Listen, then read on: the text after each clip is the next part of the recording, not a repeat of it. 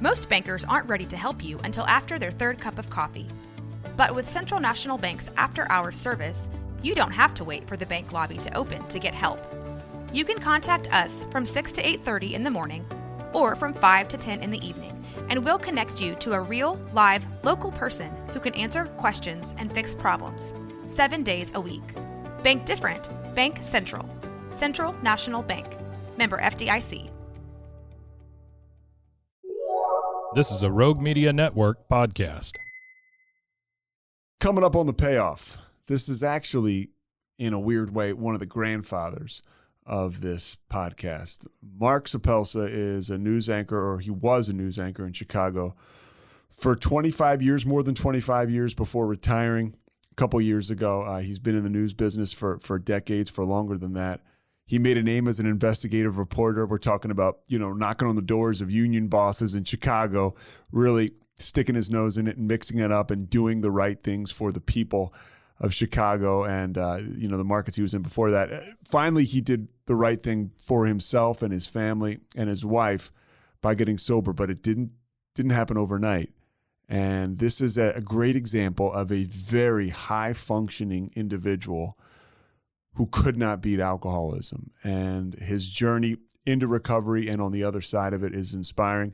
He's obviously a broadcaster by trade, so he's super just compelling, informative and entertaining to listen to. And he's a guy who I've literally read. I remember when he got sober in 2012, it was before I even got into TV news. And he was very inspirational, and I had always been circling him. And finally, I reached out to him, and we made this happen. So Mark Suppelsa is the man, and he's a legend in Chicago and a legend in TV news. And, I told him this was probably the biggest story of his life, what he's doing in recovery. You want to talk about a big story? We got Kevin Souza.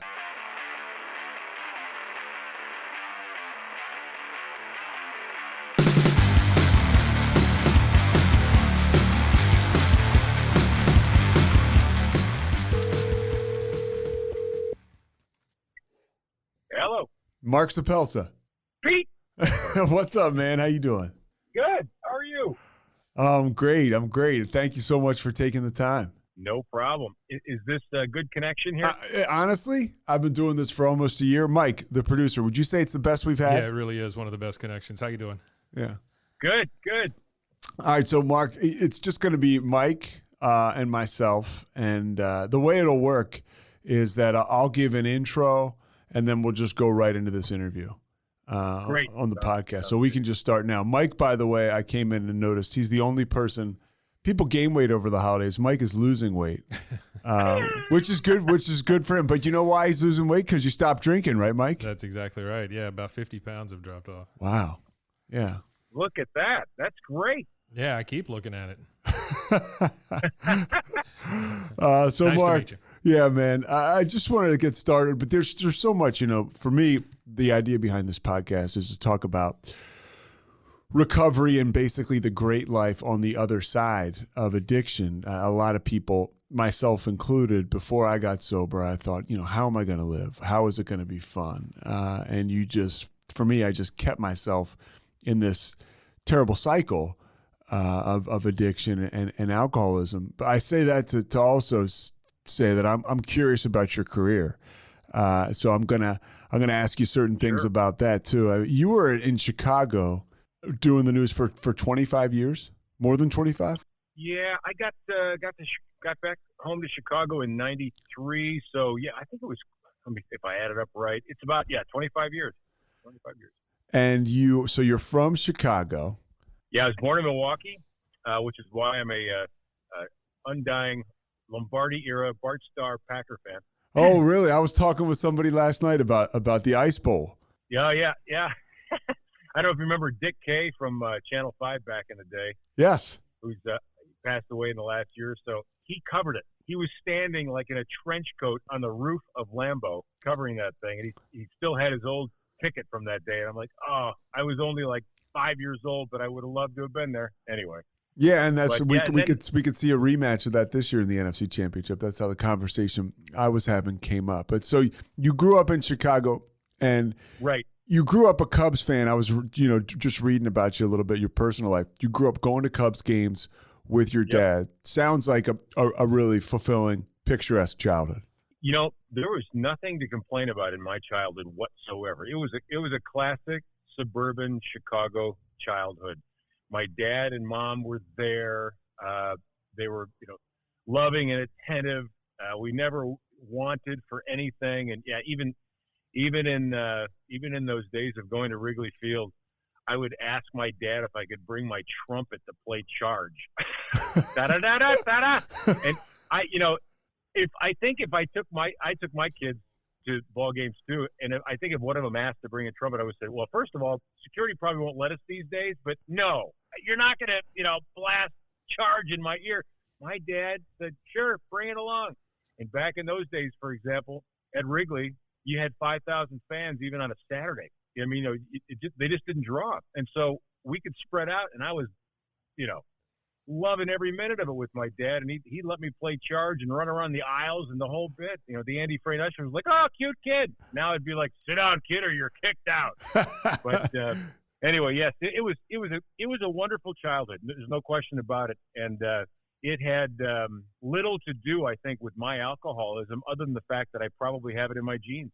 Yeah. Is there any alcoholism in your family that you're aware of?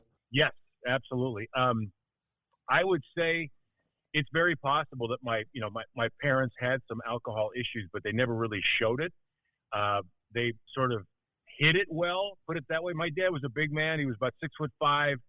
He was a college athlete, and later in years he probably weighed 240, and so he could put away a fifth of whiskey in a couple of nights and barely even show it.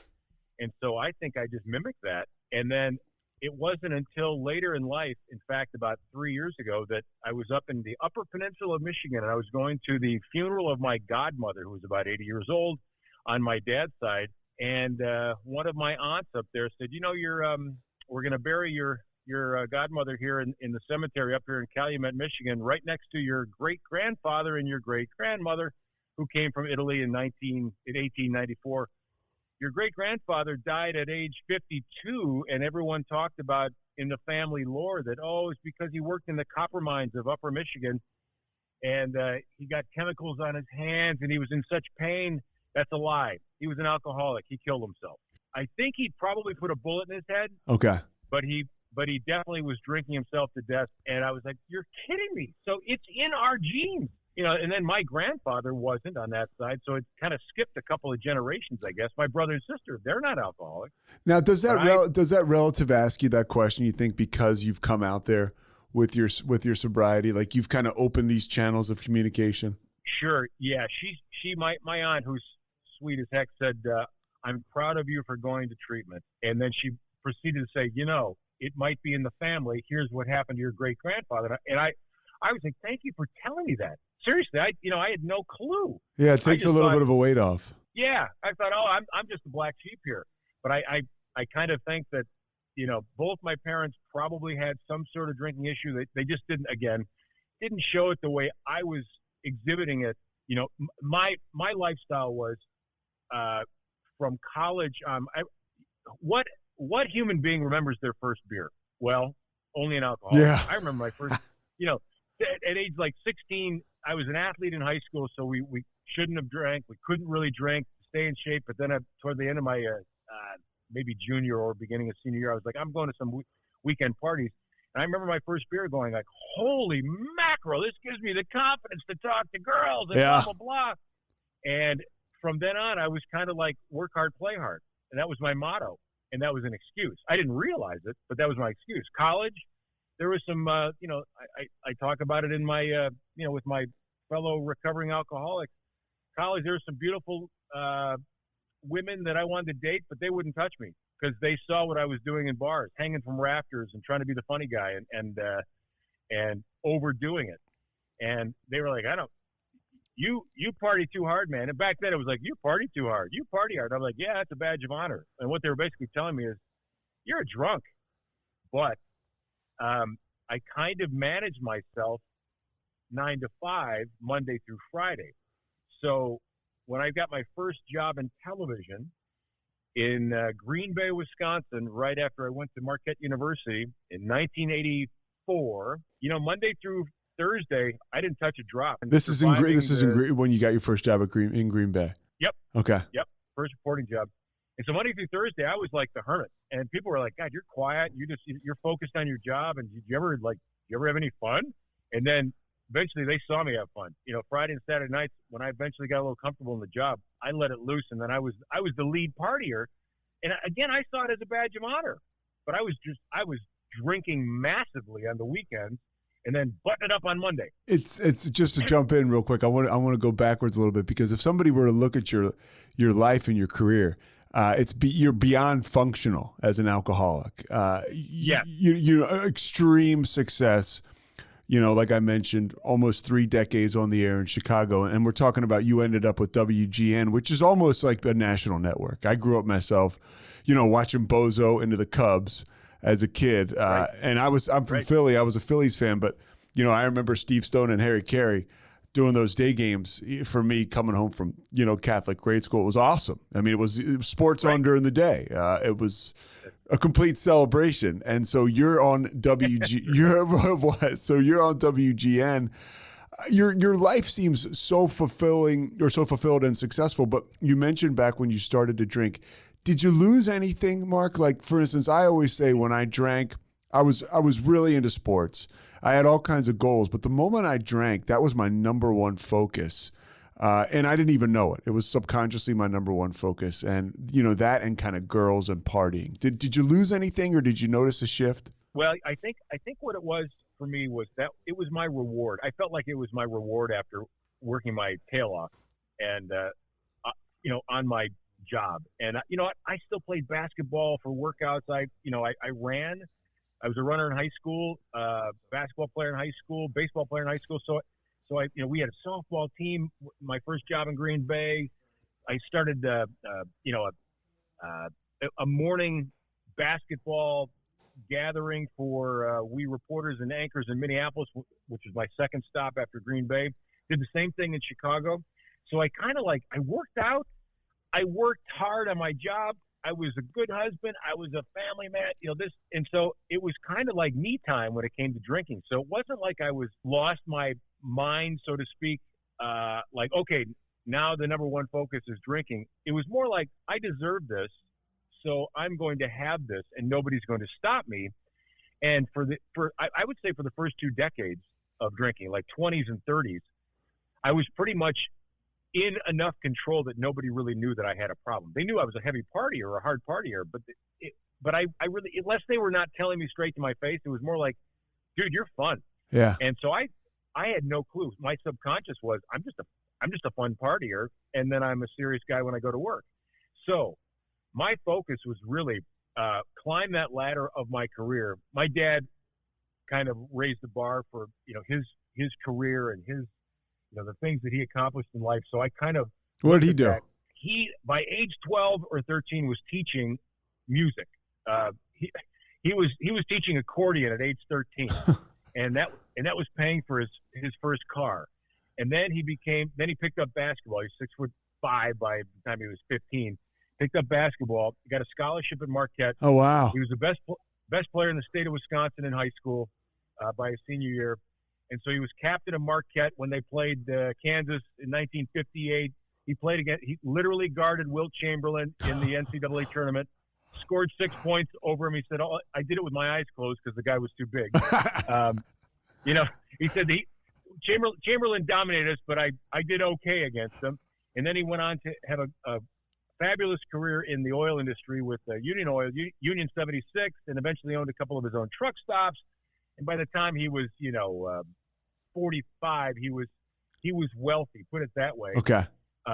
And so he didn't die wealthy because the truck stop competition became so great that he was, when he passed away, we had to sell the truck stops at a loss and all that sort of stuff. So there was no inheritance, put it that way. But the bottom line is he had a good career, and he was the, he'd walk into a restaurant and everybody knew who he was. And he'd put his arm around the waitress and say, "Hi, oh, good to see you again." And the chef would come out. And so he was this bigger than life image. And as my sister calls him, as a dad, he was the GOAT. He was the greatest of all time. Uh-huh. So I had this image to live up to. So I tried, and that's probably what spurred me to work my tail off, but be stressed about it. And so I think I burned off the stress by drinking at night. And then eventually, by the time I was in my 40s, I realized, drinking and driving was dangerous, stupid, and could be costing me my career. So I kind of huddled at night down in the basement in my own little office, pretending like I was doing some work, maybe doing some work, doing bills, email, this and that. My wife would say, "Hey, you gonna come to bed?" I said, "Yeah, I'll be up there in about a half hour or so, honey." She'd fall asleep and I'd keep drinking. Yeah. And that's how my pattern went until I was 50. When I finally went to treatment, realized I needed help. It turned into, for me, I couldn't stop once I started.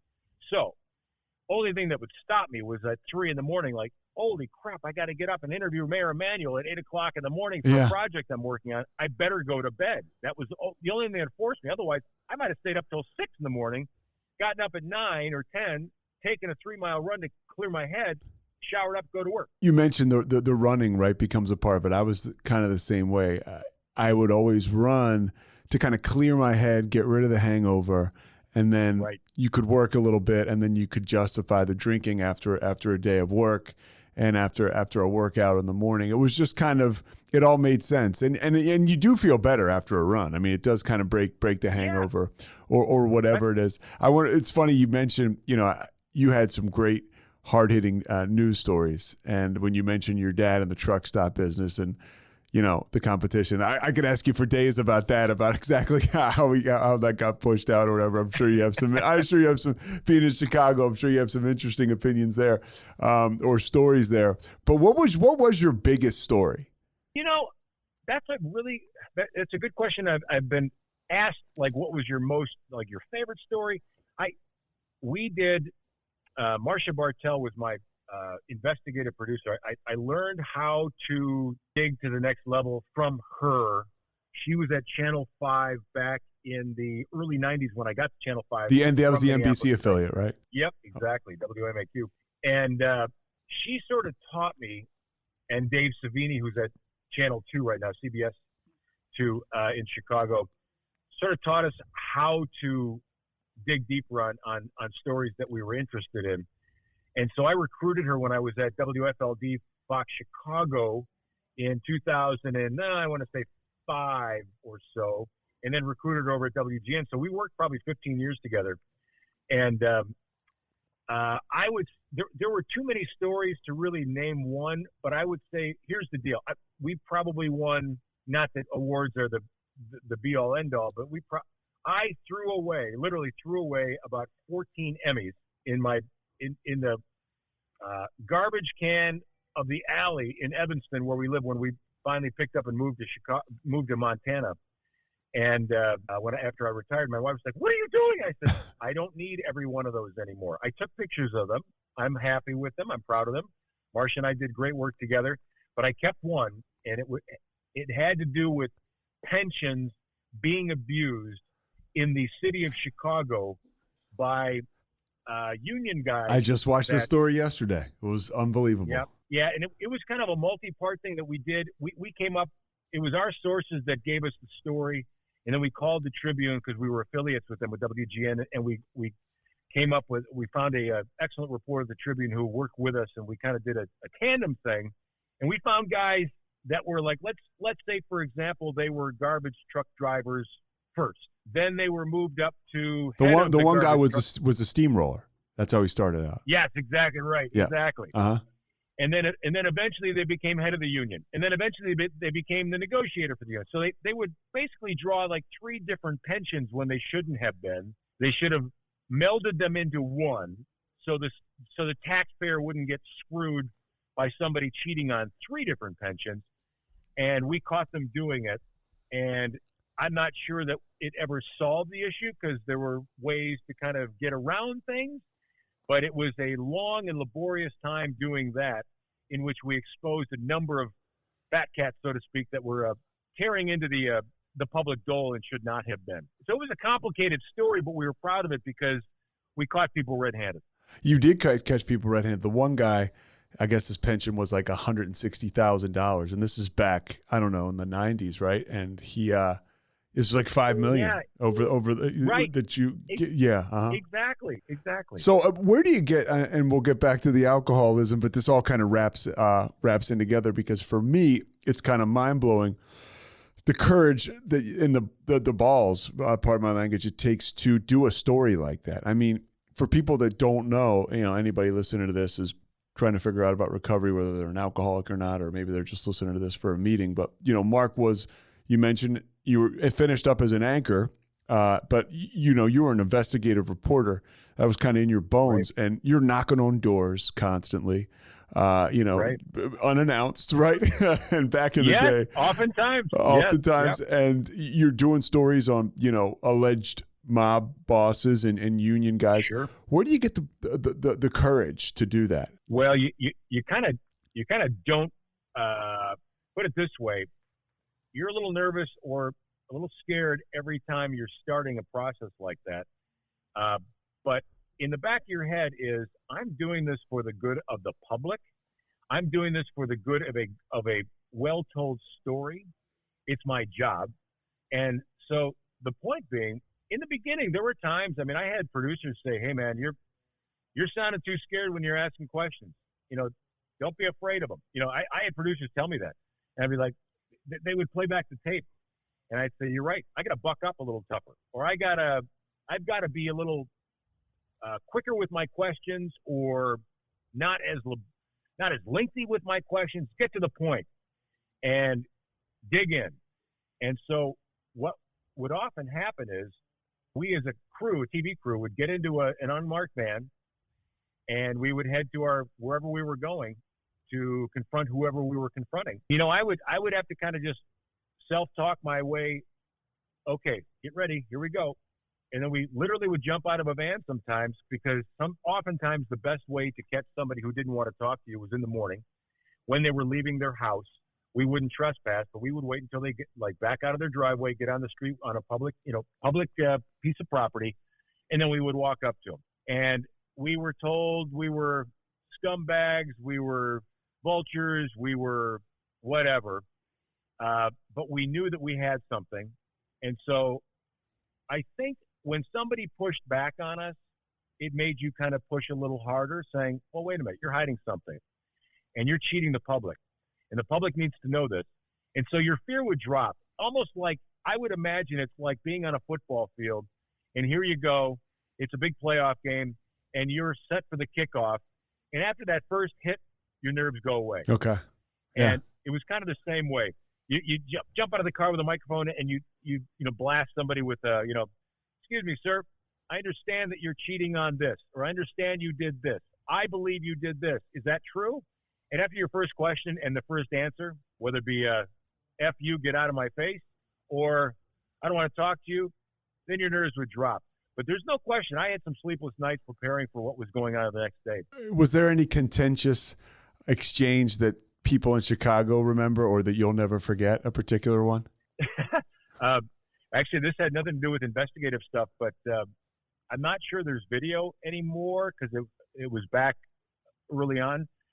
But I had a one-on-one with Jerry Springer on Channel 5 in 1990. It might have been 7, and it was kind of an historic moment on television at the time, because Jerry Springer came on to Channel 5, hired by our management to be a commentator, and Jerry lasted about 3 days doing commentary because the heat got so bad. They hired him to force Ron Majors and Carol Maureen to actually quit in protest. And Carol first did. And those are two reporters or anchors? They were the two main anchors at Channel 5 at the time, probably number one in the market at the time. But the management didn't like them because they had too much power. So Jerry came on and basically mocked Carol Maureen, the lead anchor woman, as being a high priestess of journalism. And so he and I went at it, finger pointing in the whole bit, for about 5 minutes on television, and it kind of became the buzz of the community for a number of months. Then that was one of them. There was another one where we had the former Cook County assessor, Joe Barrios. We waited for him outside of Cook County, Giorgetti. basically the Chicago area Yep. assessor. Yeah. Exactly. And we were outside of Gene and Giorgetti's, one of the famous steak joints downtown. And he came out what we believe was, it appeared to be having a few too many drinks at midnight.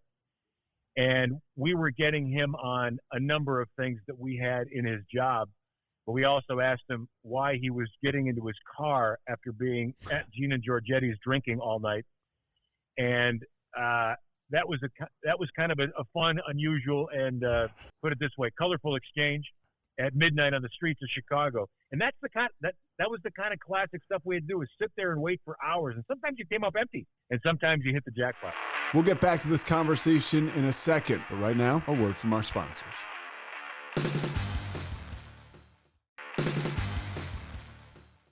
So now you're hitting the jackpot career-wise. You're revered in Chicago, which, by the way, it's weird to be in big cities now, I think, just because we're coming, the pandemic and all that stuff. But Chicago was probably never hotter, in the 90s, the Bulls, all that Right. great stuff. And you're a man about town, but you're kind of living a lie as we get back to the alcoholism. Or are you? You tell me, did it feel like you were living a lie? Sure. I didn't really know I was living the lie until, I think I realized at some point that I liked to go out afterward or go home quickly. In fact, sometimes I would drive home Lakeshore Drive on a summer night with my little convertible top down, and I'd have a red Solo cup in the car. And you know what I had in there was, either a wine or a martini or whatever that I would mix in the garage of work when nobody was looking from my trunk. And I would sip it on the way home and drive about 45 miles an hour on Lakeshore Drive on a beautiful night. And by the time I got home, hopefully the kids were in bed. My wife took care of that, blah, blah, blah. And I would, just sneak so that was living a lie. No question about it. And then when I stopped doing that because I was afraid I was going to get caught drinking and driving, guys would say, hey, want to go out, blah, blah, blah, blah, blah. And I would say, nah, I got to get up early tomorrow, for this and that and the other thing. No, I was living a lie because I was going straight home and finding my way down to the basement office there and lighting myself. I used to call it a party for one at 11:30 at night until however late I could stand it before I had to go to bed quickly to get up and start the next day. And so I think I really realized I was living the lie when probably the last 3 years before I went to treatment, and then the final night was May 3rd, 2012. And I made a mistake. I was covering my tracks every night, and I made a mistake, and I was out on the patio with a cigar and probably 2 bottles of wine out there. Had a third bottle of wine going inside. I came inside and the house, and I accidentally, you know how you set an alarm like an ADT alarm, and it goes, dee-dee-dee-dee? Uh-huh. Well, I set that alarm, dee-dee-dee-dee, and my wife heard it, and she thought maybe the alarm was going off. And she looked at the clock, and it's 3 a.m, and she thought I was in bed. So she reaches over for me. I'm not there. She comes running downstairs saying, I think somebody's breaking in. And no, it was me setting the alarm, and I sat in the chair, and I fell right to sleep before she came down. So that's how drunk I was. Yeah. And she shakes me and says, hey, the alarm, I think the alarm went off. What are you doing down here? She had no idea. I was hiding the bottles. I was hiding everything. How well And did she you said, hide "What?" it from her? I would say when it really got heavy, the last 3 years, there were times I got caught here and there, like we would be here in Montana at our cabin where we now live, but we would come here for vacation and, like let's say summer or Christmas holiday vacation. And she'd say, man, that wine went straight to your head. How much have you had to drink? She'd have. Because you were hiding it, right? Different bottles everywhere. Oh, yeah. Oh, I had them everywhere. And so I would run downstairs to put hey, I'm going to go put water in the Christmas tree downstairs. Well, no, I'd put water in the Christmas tree, and then I'd put another drink in my tumbler, and I'd come back upstairs, and I would, she had no idea. I'd hidden here, hidden there. And every once in a while I'd overdo it and I'd get caught. And I'd say, yeah, I think I didn't eat enough. I would have some lame excuse. She would kind of say, well, be careful. I don't want the kids to blah, blah, blah. And the kids said when I went to treatment, they were like, "Dad, I think I saw you drunk once, maybe at like a birthday party of yours or something like that." And I was like, "Yeah, I used to hit it very well, kids." And my wife saw it more than they did, clearly. but she never really suspected that I was doing it late at night after work like that. I would crawl into bed. I would have all kinds of sneaky ways the last couple of years. I'd crawl into bed, we'd talk, we'd have a great conversation, and then as soon as I heard her breathing like she was falling asleep, I'd sneak out of bed, and I would, maybe pretend like I was going to the bathroom, flush the toilet, make some noise, and then boom, scoot downstairs and start my party. When did you realize you were losing control? I would say probably the last 6 months before I went to treatment when I was 50, almost 50, and 2002. So yeah, I was approaching. I was about a month away from 50. We went for a Christmas vacation. We did something different. We used to go to our cabin here in Montana and ski and everything else. We did something different that year. We went to overseas. We went to Argentina, I think, with the family, just the 2 kids and my wife. And I had a moment with a taxi cab driver in Buenos Aires where, we were going out to dinner, and I jumped in the shower and I did my usual. I grabbed a couple of beers in the shower. Mm-hmm. So I'm getting lubed up while I'm shaving and, this and that. So I'd had a couple on an empty stomach. And so by the time we got in the cab, I was feeling good. And we got in the cab and we're driving. My kids could speak Spanish and I could barely speak Spanish. So they were communicating with the taxi cab driver. And he drives us about a mile and then says, tell me again, which restaurant? And then basically says, no, I can't go. I'm not going to go there. I have to let you off here. And I got pissed off. And I said, wait, what's he doing? And he said, oh, he can't drive that far to the restaurant, so he's letting us off here, so we have to find another cab. And I was like, that's bullshit. And so I started kind of letting him have it in English. And my daughter squeezed my wife's leg and said, Dad's making me nervous. What's going on here? And it's because I'd had a few in me. And she pulls me aside before we did get to the restaurant and said, you scared Ava in the taxi when you were yelling at the taxi driver. And I was like, yeah, that was kind of uncharacteristic of me. And I don't know why I'd lost a little control like that, but I was realizing that then, I think this is getting the best of me. I think this alcohol is getting the best of me. And my wife was beginning to tell me that I was becoming a little distant. And even before that, and then after that, and I realized then I only had a couple of months in me and I had to do something. Yeah. And I remember thinking, why? And as an alcoholic, you're thinking, why wouldn't I just stop then? I couldn't. Yeah. I didn't know how to stop. Yeah, I didn't understand the 12-step program. I didn't know what Alcoholics Anonymous was. I knew nothing. I thought it was all a bunch of that's for smoky old men who cigarettes and this and that. I don't know who's going to help me. I don't know how to do this. And so I just kept going. I get super grateful because, my brother got sober before me. It's in my family like you. So I saw the change in him. I had a friend who got sober when we were real young. And there are a lot of people out there kind of walking the path that you did. They have no clue what this thing looks like, the recovery thing, the positivity of it. It's great that people know that you're sober today, but some guys are just like you and they choose, and it's their complete right, to stay anonymous. People have no idea the superstars and the characters and the colorful guys and girls that are running around there sober. We just don't know. Right. That's right. It's exactly right. And you said in the beginning of this podcast that your sobriety at the point of getting sober, you were worried about having fun anymore. And no question about it. When that night, May 3rd, 2012, when my wife came down, when I accidentally set the alarm, and she said, oh my God, have you been doing this long? I said, every night for a long time.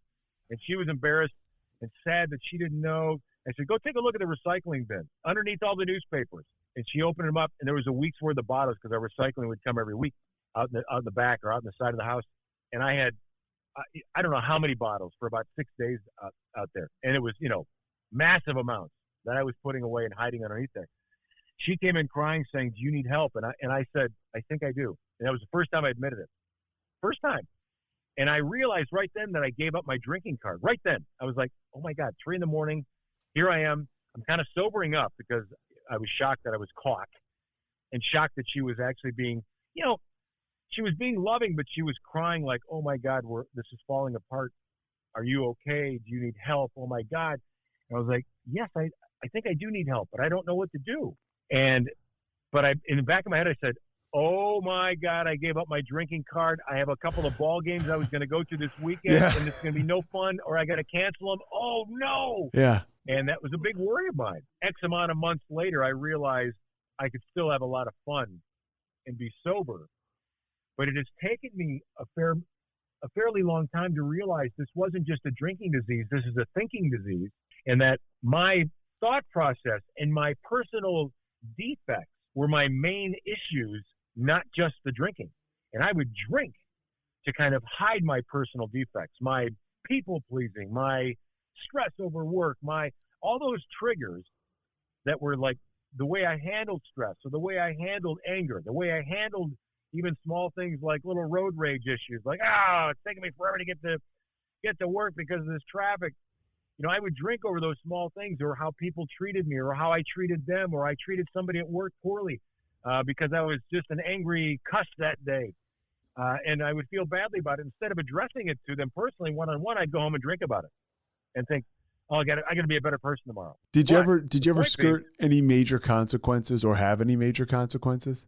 Well, basically, my marriage survived and my family stayed together, and I consider that skirting what could have been major consequences. Yeah. Because I was just neglectful. As I remember my son being like when we were playing catch out in front when he was about 10, and I was hungover and my mind wasn't in it, and he was like, Dad, what's wrong with you today? And I can't remember if I was like maybe on my phone, or I was whatever I was doing, I was just not being attentive. And I remember those moments that really burn inside you. Like I think my son was sick one time when he was about 4, and my wife said, hey, on your way home from work, please get some NyQuil and some this and some that. And I was quietly sitting at a bar by myself after work, slamming a few down. I was like, oh, yes, honey. I walked outside, pretending like I wasn't in the bar. I was like, yeah, I'm just walking to my car at work. Yeah, be right home. I'll be home in a little bit. It took me about an hour and a half to leave that bar. And my son was sick. And now I can look back and go, well, it was probably just a nasty cold. But the point was, I sat at that bar for an hour and a half when my son was sick. Yeah, you are an upper crust alcoholic with a great job and a great family. But at the same time, we share those same, characteristics as the bottom of the barrel drunk, and That's right.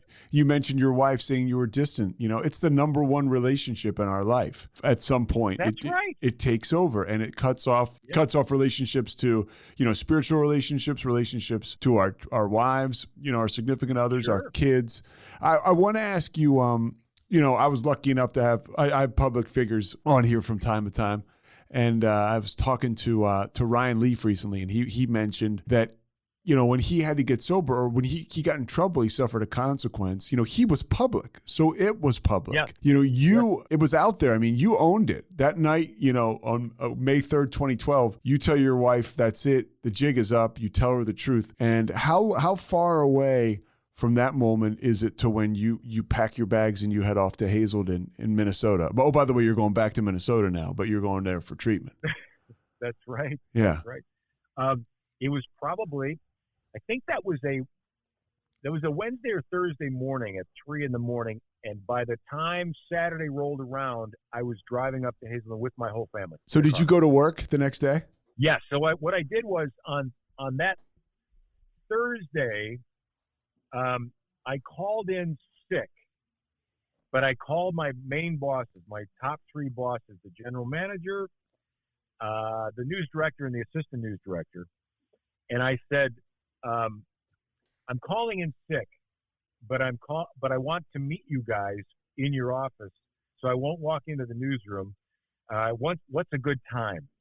And they said, how about noon? And I said, everything's okay, but I'm calling in sick, but I have something I want to share with you.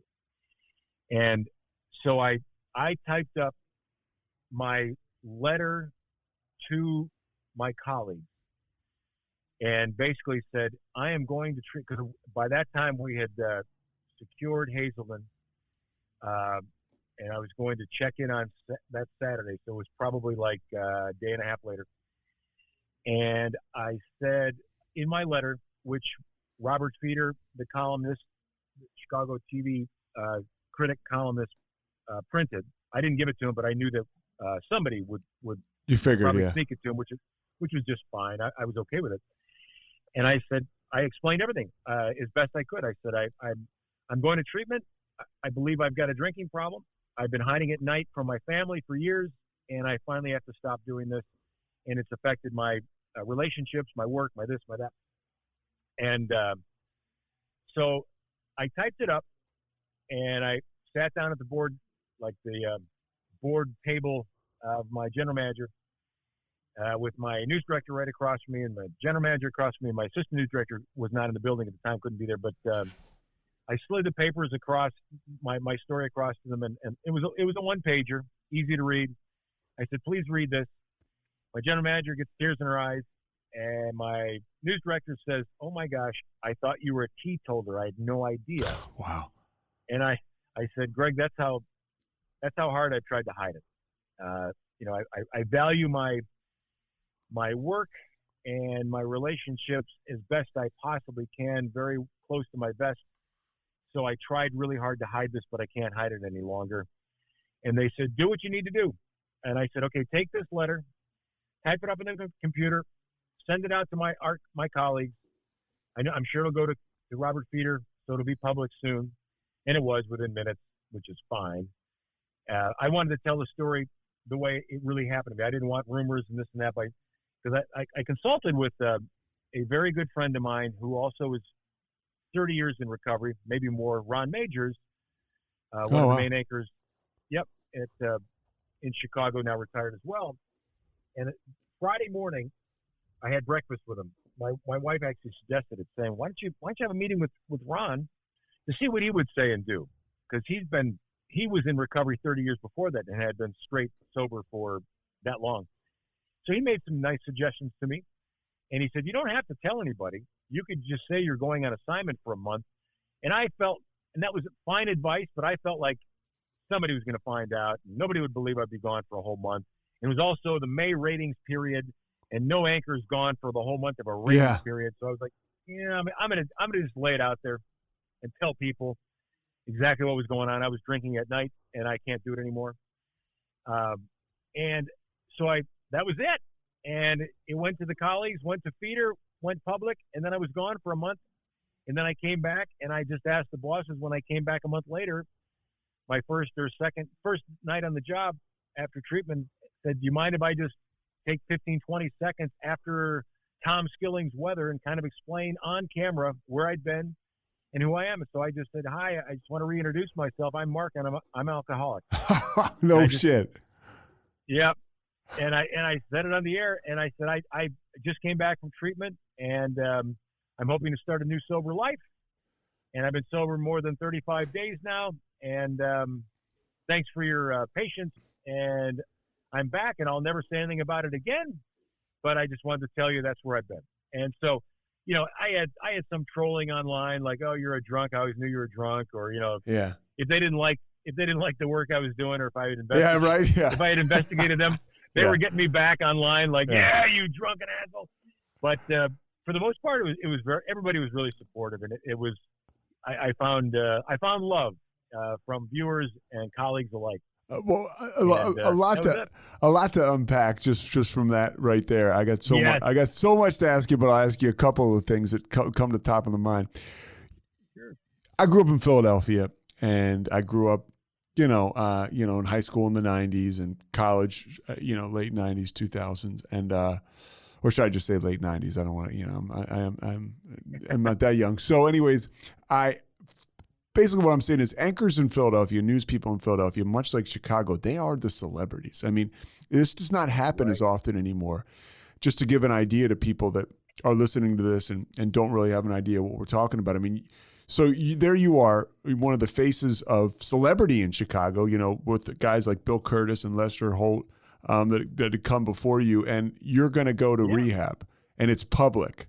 So it's a big deal. What kind of feeling do you have inside when you know that it's public, and how much did being in rehab help you out? Yeah, I think it was my wife who said, when we first talked about treatment that morning, and when we went to bed and we got up again, and my wife was worried that I was maybe going to renege on my promise to get help. And she found me at the computer downstairs up before her, searching out treatment centers across the country. And she was like, are you still thinking about getting help? I said, that's what I'm doing right now. And she was obviously overwhelmed with gratefulness because she thought maybe I'd slept it off and then, I'm fine. Sure. Like a lot of us do. Exactly. That was my line for years when she would say, if you had too much to drink, I'm fine. Leave me alone and I'll be okay. And this time I was like, nope. Somehow I had that moment of surrender and I stuck with it. And she suggested inpatient treatment. I was thinking maybe outpatient treatment, like I could do this. Before I talked to, had the breakfast with my friend Ron Majors, I thought maybe I could just keep working and kind of quietly do outpatient treatment in the morning. And she said, why don't you take 30 days to yourself? Yeah. And just, almost like you deserve this. You've worked hard. You've provided for us. You haven't been a bad father. You haven't been a bad husband. You've been changing over the last couple of years, possibly because of this drinking, but maybe go find yourself and do yourself a favor and close yourself into a treatment center away from the public for the first time in your adult life. And I was like, you're right. So I was not sure how they were going to help me. I was more worried about, what are they going to do? I mean, is there some magic pill? Are they going to put me in a trance? Are they, and I wasn't so much worried about work stuff after I calmed down. Like, you're right. What's a month? A month will, this will be all sort of history once I'm done with it. And people will forget that I was gone for a month. The public will forget, and my colleagues will forget. They'll know I went to treatment, and it won't be any big deal. I was more worried about when I pulled into Hazelland with my family, my kids in the back, and we were talking, going up. Yeah, what'd you tell your The whole kids? thing. I said I told them. I said we sat them down before we got in the car and said, "Here's what's going to happen. You're going to drive up with mom and dad, me and your mother to Hazelland, and we're going to take a road trip, and you're going to drop me off." And they were like, "Are you sure you need this, Dad? Are you sure? I mean, I if we don't, like I said, we haven't. I don't think we've seen you any more than tipsy at a birthday party before." And I said, I know that's why I said I hit it very well, but your mom and I know that I've got an issue and I need to address it. So I feel like I really need this for myself. Like, okay, they were supportive. They were okay. I was worried about them with high school and grade school. I think they might have been a freshman and junior or a freshman and senior, maybe a freshman and junior, at Evanston High School. And I was worried about how kids would treat them when it hit the papers that their dad was a drunk or recovering alcoholic. And there was some of that they got, but they got a lot of love as well. And I think they handle it very well. So I was worried about them. I was worried about going into treatment, what they were going to tell me or teach me. Would I be able to stop wanting to drink? And by the time I got to Hazelden, I had not had a drop for 2.5 days, so I knew I could stop. Yeah. But I didn't know if I could continue to stop and how they would do that. So I said, when I pulled into the parking lot at Hazelden, I said, I don't know how they're going to get Dad to not want to have a glass of wine tonight at 7 o'clock at night, but here goes nothing. So I grabbed my bags and I give them hugs and kisses, and they're crying, kind of tears of like, oh, this is great, but this is sad. I'm like, don't cry. I'll figure this out. And I went to treatment, and I didn't talk to them for several days because that was kind of the rules of Hazelden. Yeah, that's how I went to a place called Karen. It was the same way. And that's kind of why I ask because you're kind of cut off in the best way possible. And absolutely. Yeah, and I was not high profile. You were and are, and that must have been a great place to go to just clear your head for a little bit. And this is just my experience. And you really do. Things start to change.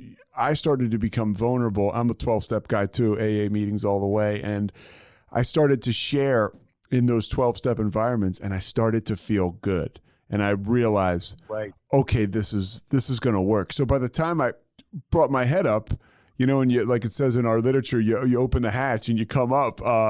I did feel like, okay, I can face some things here. I'm because what I'm doing is right, and I know I can. If I keep working it and this feeling continues, I can get through anything, or I should be able to. Yeah. When I got to Hazelden, and remember I I worked in Minneapolis TV for about 7 years between 1987 and 1993 before I got to Chicago. Hazelland is only about 40 minutes out of Minneapolis. So when I arrived at my house in Hazelland, up on the bulletin board was an article about me already. Somebody had posted, because the Minneapolis Star-Tribune, one of the columnists had gotten wind that I was going to treatment in Hazelland, because I had told people I was going to Hazelland. So you get to Hazelden and there's an article about you on the bulletin board? On the bulletin board. That Talk about humility. This guy, right, exactly. That this guy's coming to treatment at Hazelland, and somebody in the house, because we used to get newspapers delivered to the treatment house, and somebody cut it out and put it on the bulletin board, basically saying, this guy's coming to our house, guys, FYI. And I don't know why they put it on the bulletin board. I don't know if it was like I don't know why a fellow house member would do that. Well, we are talking about the first 30 days of sobriety, right? It's not exactly the mental board of health yet. So right. somebody right. gets that, who knows? They're probably breaking your balls right. or whatever. Exactly, and that's what it was. I think I think it was kind of like, we got a celebrity coming in. Let's see how he handles this. And so I saw it and kind of ignored it, and then somebody pointed it out, and I said, yeah, I saw it. I am who I am, guys, and and when it was time to tell them my story, I think they realized I'm not there. I think some of them thought, oh, celebrity trying to clean up his, like his image and this and that, and he's not really here for real reasons. I got a little bit of that in the beginning, like, are you really an alcoholic, or did you get caught like, driving drunk one night? Now you're trying to pretend like you're sobering up and cleaning up your act so you can get back to your TV world. I said, no, I got a big problem, guys. And I explained my story, and they're like, holy shit. Yeah. You're real. And so then all of a sudden, whoever put that article up took the article down.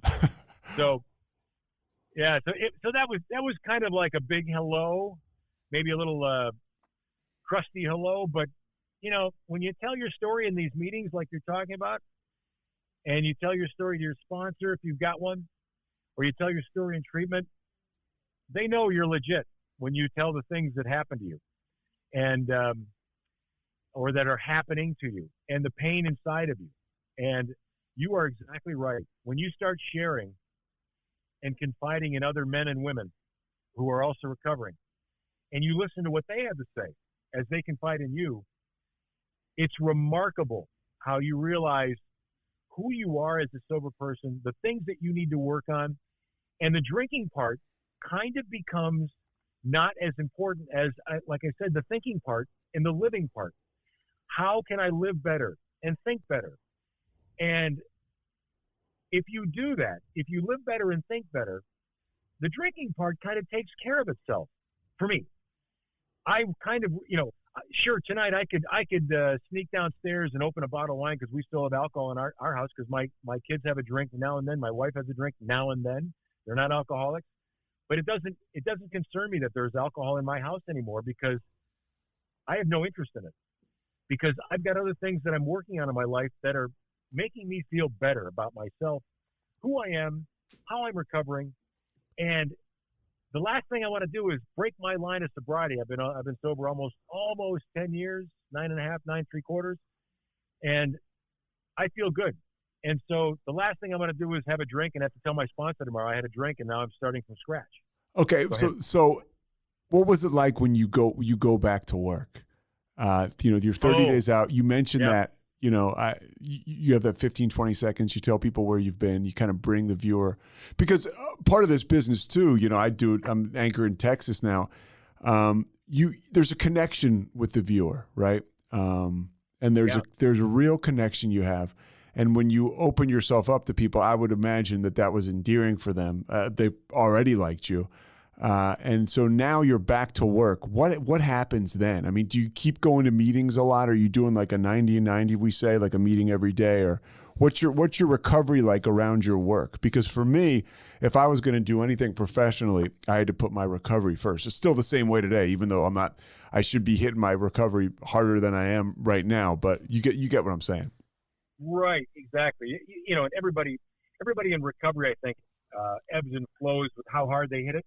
And how, sometimes When I'm hitting it hard, though, Mark, that's when I feel the best. For me. Right, for exactly. Me. Yeah. Exactly. No, that's so true.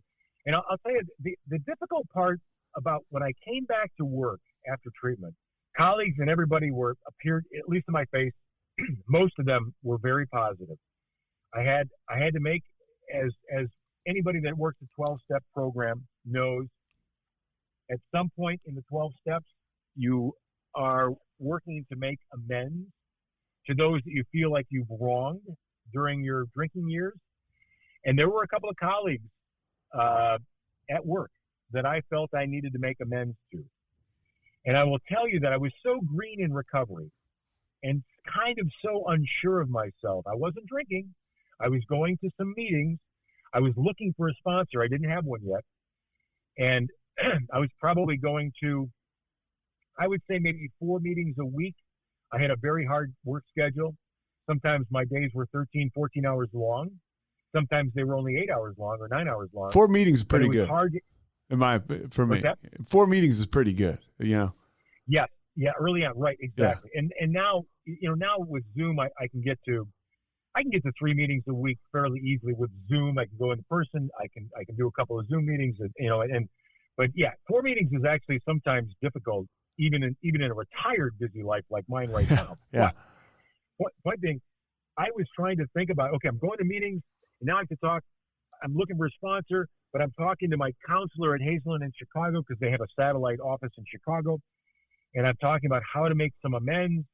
And I probably tried to make some amends and amends equals, for those that are not in the program, the AA program, kind of an apology to somebody that you would like to make amends to or apology to for your treatment of them during your drinking years. And so I pulled a couple of colleagues aside that I felt like I wanted to make amends to, and it didn't go very well. They weren't very receptive. They were kind of like, they gave me a blank stare like, I still think you're a jerk. Huh. And I went back to my counselor and went like, what's that all about? Yeah. Yeah. I'm trying really hard here. And my counselor basically said, doesn't matter. They can react any way they want. It's not about their reaction. It's about you making the furtive effort to make an amends, to make an apology to them about your behavior, your past behavior, and you let it be there. Just let it be. Whatever their response is their business, not yours. You're not there to get hugs and love. You're there to just say it and let them have the opportunity to say something if they want and walk away. And that was a big learning curve for me. Like, wow, not everybody thinks I'm a hero for going to treatment and admitting that I had a problem. Yeah. Some people are like, I still think you're a jerk. or you acted like a jerk. What was when you acted like a jerk? What did you have some ego stuff? Where maybe you talk down to people or Right. Yeah, I would lose my temper at work or here's an example. One particular colleague who was kind of in charge of my newscast, and I would work closely with this person. I would not have the balls when I was drinking to confront this person if I felt like the newscast didn't go well and I felt like there was fault to be laid on this person or some of the people that this person was in charge of behind the scenes. So what I would do is I would mull it over and I would go home and I would go down to my office, my drinking office, and I would start firing off emails to this person late at night, itemizing what went wrong in the newscast and how we need to be better and how I feel like this person wasn't doing the job properly. Well, I was one bottle in while I was doing this.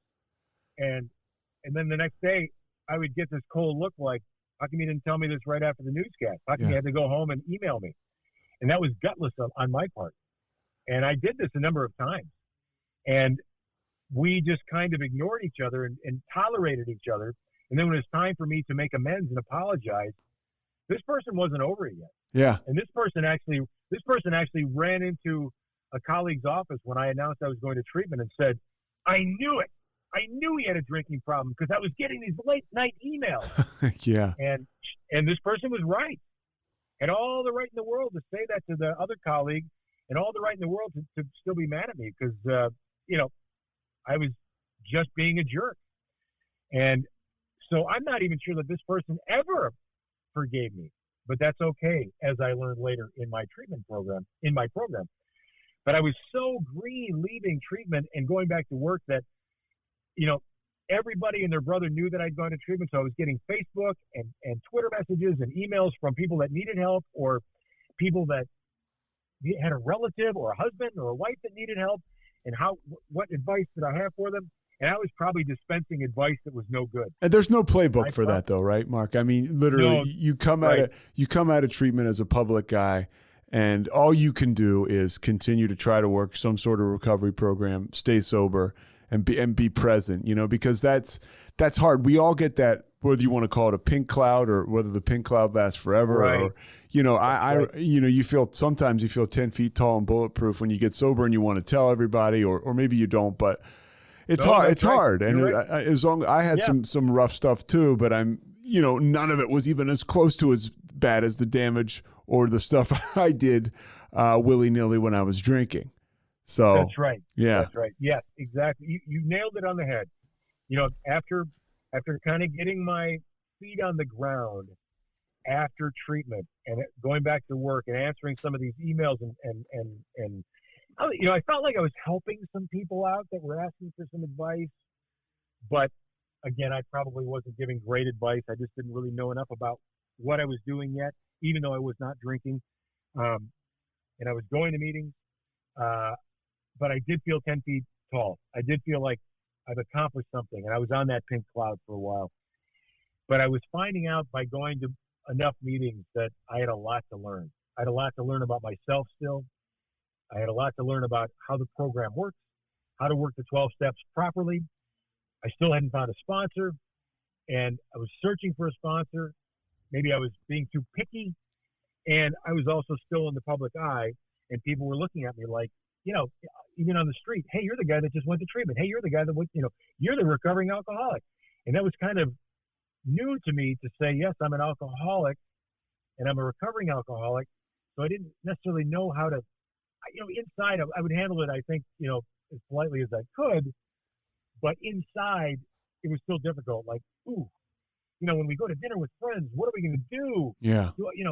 And the first couple of dinners with my neighborhood friends, some of whom I would drink and have cigars with in the backyard, they didn't want to drink around me when we were going to dinner. And I finally put the kibosh to that and said to my wife, please tell people, anybody that wants to go to dinner with us, they must insist on drinking the way they want to drink, because it's too uncomfortable having everybody sit around, twiddle their fingers, drinking water at dinner when they don't normally do that, and they're not alcoholics.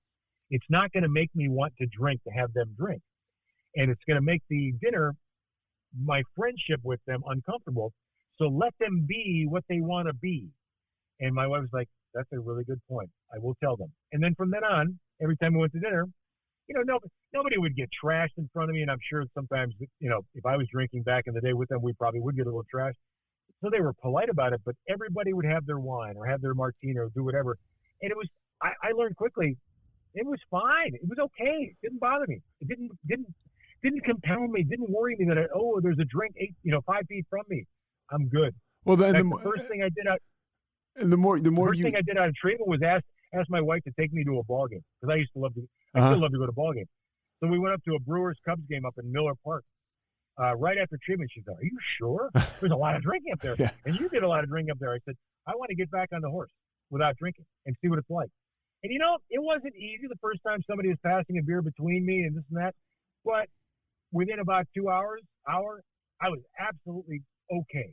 Yeah. And realized it's just not for me anymore, and people can do what they want to do. And I kind of realized then I could still have fun and not drink. Yeah. And you're hanging with your wife, and that's somebody who you obviously have a strong connection with, and you're reestablishing that connection. But you mentioned hanging out with friends, and how much they're going to drink. When you stay sober long enough, like you have, you realize that anybody you hung out with that was just getting trashed when you were hanging out with them, they just kind of fall off. Doesn't mean there's anything wrong with them or whatever, but you find yourself hanging out with savory characters, people you find interesting without the alcohol, and it all kind of works itself out. That's a vision that I didn't understand when I first got sober. A couple more things. I've taken you over the hour, but this is quite compelling. You mentioned being around groups of people. You're a very social guy. I got a buddy who I grew up with who just stopped drinking, and he's a bartender, and he's still doing that, and he's going to meetings. He has a sponsor. But how did you stay sober? Like, what were your coping mechanisms for people that basically are, whether they work in a line where they're going to be around alcohol, or there's somebody like you who's going to end up, going to cocktail parties or whatever, soon after they get sober. How do you tell them to cope? What are some coping mechanisms, and what are some ways to get through it? That's an excellent question, because it is not easy. It's not. I was thankful that in treatment, my 30 days of treatment, my compulsion to need or think I needed a drink went away.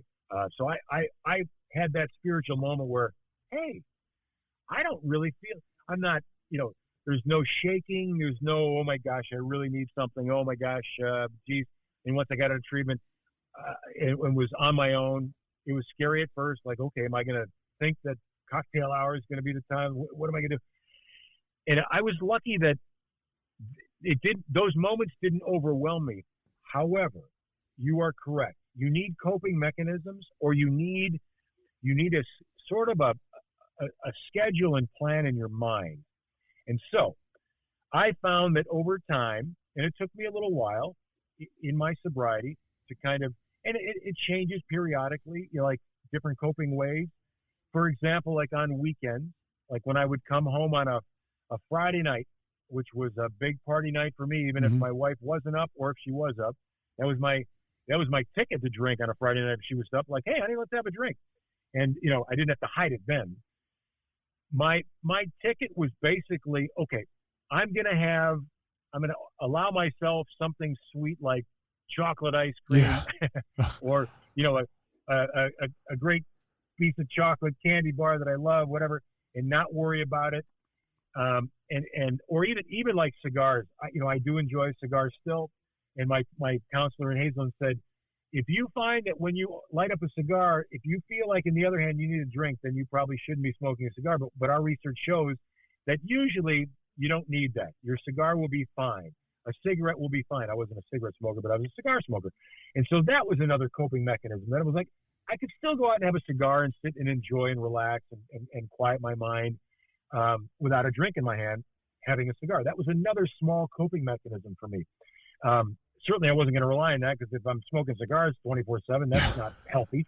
Yeah. But what I would basically do is, let's say on a Saturday night at 6:00, which was kind of like another cocktail hour time, when my wife and I were preparing dinner together, that was a great time for me to either start a martini or open up a bottle of wine for both of us.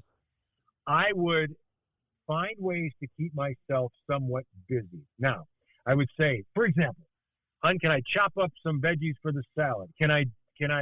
What can I do to keep my hands and my mind kind of busy? Or should I set the table? Or should I build a fire in the fireplace? And I would say it out loud. And it would kind of allow that hour or so, or hour and a half, to pass. Yeah.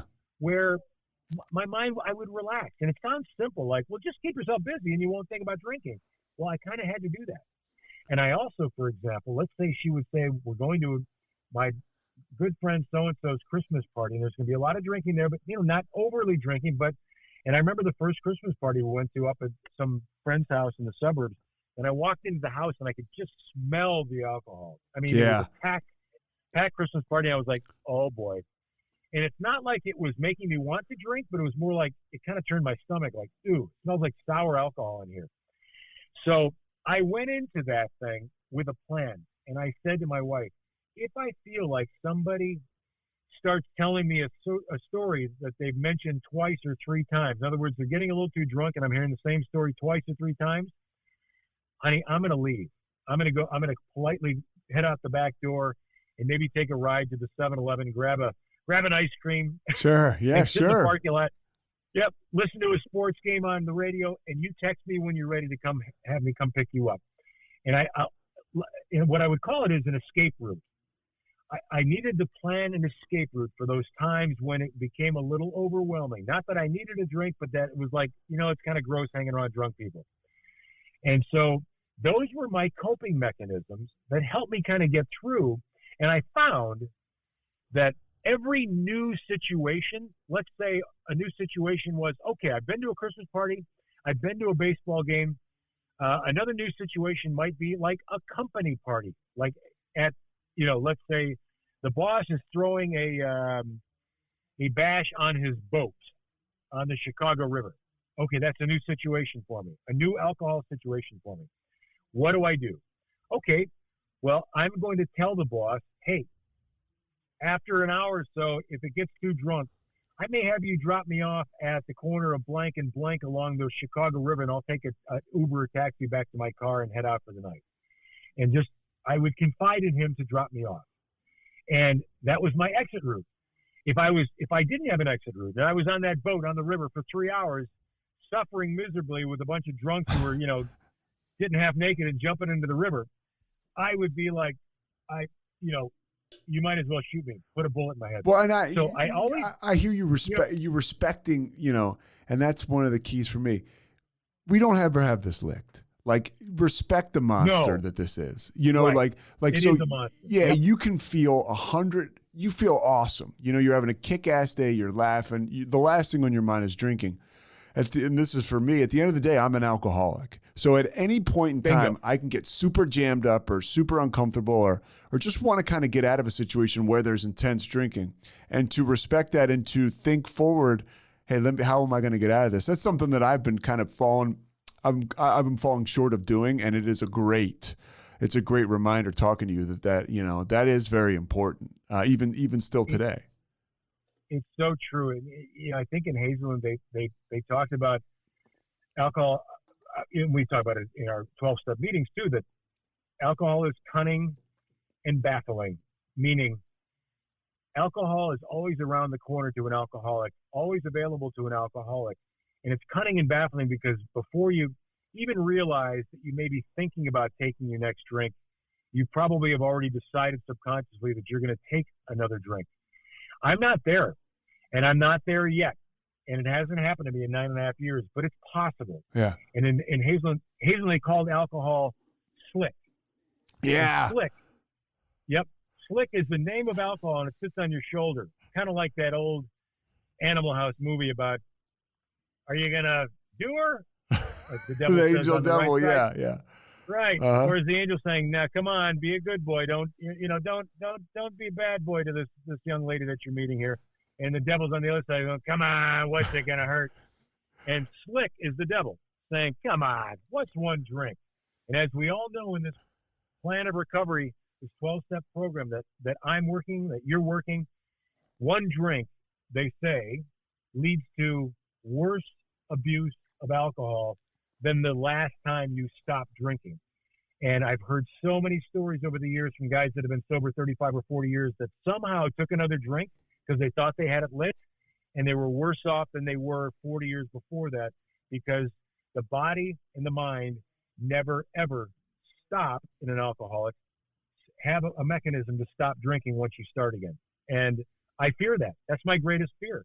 So I'm staying away from alcohol by working my program and doing exactly what you said, respecting it.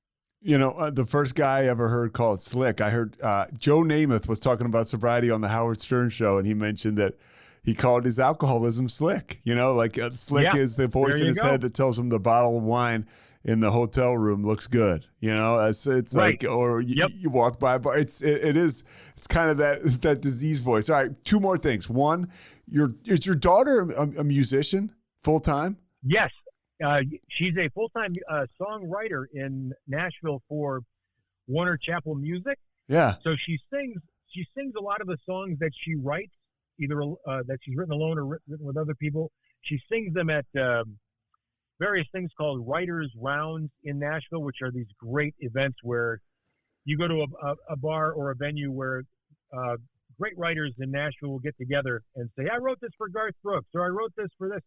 So she's written a couple of songs, one for Carrie Underwood that Carrie Underwood's considering right now. She wrote another one that Keith Urban cut that he hasn't put on an album yet, but he likes and has recorded. So, yeah, she's a songwriter in Nashville and loving every minute of it. She wrote a song about you and your sobriety. And to me, that showed how talented she was, and just kind of the artist side of her, or that lives in you. What was called The Finish Line? What was that like for you? Yeah. I mean, she talked about some of your coping skills, and she just talked about, Right. you could just feel the love she had for you and the respect she had watching you Yeah. go through it on the other side. How did that feel? It was. I didn't know she was writing it, and I believe she wrote it early on in college. She went to Berklee College of Music in Boston, and she left me a voicemail and said, "Dad, I'm going to send you something. I wrote this song," and a couple of her classmates sang it with her, kind of in sort of duet trio type thing. And when I heard the song, I couldn't stop sobbing, because I realized that even as a young person, she kind of understood me, Mhm. understood it, and understood what I'd gone through, or at least tried to work through, and understood her dad on the other side, on the sober side too. And it was one of the greatest gifts that I've ever had, that your kid can understand and sing and write a heart-wrenching but loving song. And The Finish Line is a beautiful, beautiful thing. And I haven't listened to it in a couple of years, but there was a time when I was listening to it like once a month, just to kind of keep myself powering through, and knowing that I was doing this for myself. Because you have to get sober for yourself, and then you are sober for your loved ones. You can't say, I'm going to get sober because my daughter and my son and my wife want me to. You have to get sober because Mark wants himself to be sober, and then the rest will follow. And so it was a beautiful thing to have my daughter realize that I was in a better place when she wrote that song. So it was just fantastic. And she kept the voicemail that I left her. I called her back, and I was just sobbing on the phone about listening to it. And she called back and said, "Dad, that was the response I was hoping that I would get from you. I was hoping you weren't going to be sad or mad or whatever." And I was like heartfelt, broken down. Like, I cannot believe that you felt and put on paper, on musical paper, everything that you said here, because it's just perfect. And it encapsulates everything I went through and everything I'm going through. And it's not for me. It's more like, it was empowering to me, and it was just a beautiful thing. Yeah, a great gift. Thank you for mentioning it. Yeah, we're going to throw it up here. We'll put it on the link to the podcast, because it's super cool. It's on her YouTube page. Last thing I want to ask you: what do you tell somebody that's coming around and is just trying to get a day sober? I think the first thing I would ask is, do you feel that alcohol has made your life unmanageable? And in what ways has it made your life unmanageable? And if they can tell me that there are ways that their life has become unmanageable, and they feel that they're an alcoholic, or they may be an alcoholic, I would ask them to come to a meeting with me. And if they're not in the same city, I would say, well, want to join me on a meeting, a Zoom meeting? Because I've got a number of good ones where there's some good sober years of some men or women or both, a co-ed one or an all men's one, and join me, and just see if you hear anything in this meeting that rings a bell. And that's how you start, because that's how I started. And then I would tell them my story. And that's all I can do, is tell them my story. Offer to take them to a meeting, offer to have them on a meeting, whether it be Zoom or in person, but tell my story and say, you know what, I'm an alcoholic, and here's how I got here. And see if anything that I say rings a bell, because that's how I found fellowship in these meetings and in sobrieties, because I listened to other people tell their story about their alcoholism and how they got into recovery. And all of a sudden I realized I'm not alone. Yeah. Oh my gosh, that guy says the same crap that I went through. And some things you hear you don't relate to. Some meetings, even today, I'll listen to 10 people talk, and 9 of them might not say anything that really rings a bell, but there's a 10th guy there that says, "Oh wow." Yeah. So that's exactly what I went through that this week, that same exact problem. And it wasn't about drinking. It was about my thinking. It was about my defects. It was about how I coped and managed with my sober life. And he said the same thing. And wow, there's some fellowship there. I was kind of feeling alone this week, even though I'm 9.5 years sober. So that's what I would tell somebody is that come to a meeting and see if you hear anything that rings a bell that relates to what you're going through. Yeah, hang around till somebody tells your story. I've heard a guy say That's that right. that I'm tight with. He says that a lot. Right. So you, old guy also said to me, go to a meeting and take the cotton out of your ears and stick that cotton in your mouth and shut up and see if you hear anything. And that's kind of a good thing because I think a lot of people go into meetings scared, and then they come out and they want to talk to people and tell them what's going on, and that's good. But I think if you listen and sit and listen to some veteran sobriety out there, you'll hear something. You're exactly right, and you, by the way, are you're one of the inspirations behind this podcast because I work as an anchor, and I was kind of like, should I? I'd been sober for a little while, and I really wanted. I went so deep down the rabbit hole, I really didn't get started as an anchor till I got sober. I didn't, and I wanted to. Anybody that knew me knew I was sober, but the audience didn't, and I kind of came out with it when I was about 9 years last year, and started this podcast up about a year ago, and it was kind of, I'd followed your story, and you helped me years ago, and it's just really cool how this and that's recovery, right? I mean, you share your story, you have no idea if the person in the back of the room is paying attention, but oh, by the way, you might see them in 20 years if you're both luckily still sober, hopefully still, and then they'll tell you something you said changed their life. You just don't never know how it's going to work out. That's exactly right. It's exactly right, and that's the beauty of what I feel Alcoholics Anonymous is all about. It started with 2 men, and now it's millions in how many different countries. And I've been to AA meetings in various parts of the world when I've traveled, and they're all the same, and that's a good thing.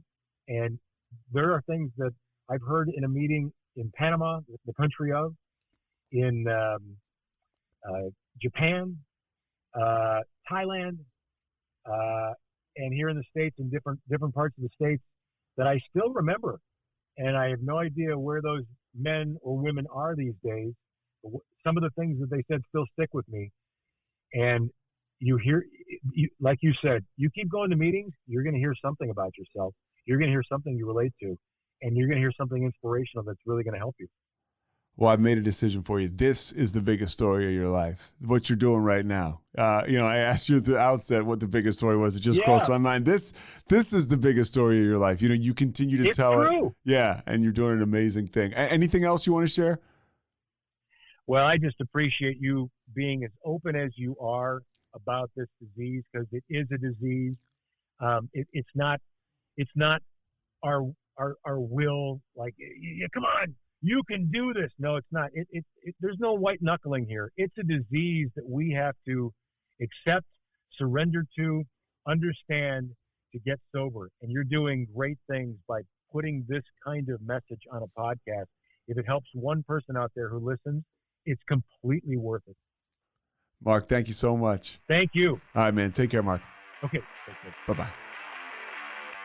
Thanks so much for listening to The Payoff with Pete. Once again, I'm Pete Souza. And of course, we are part of the Rogue Media Network. All kinds of good podcasts you can find at roguemedianetwork.com. And of course, you can find this podcast and all those other ones wherever you get your podcasts, iTunes, Spotify, other spots like that.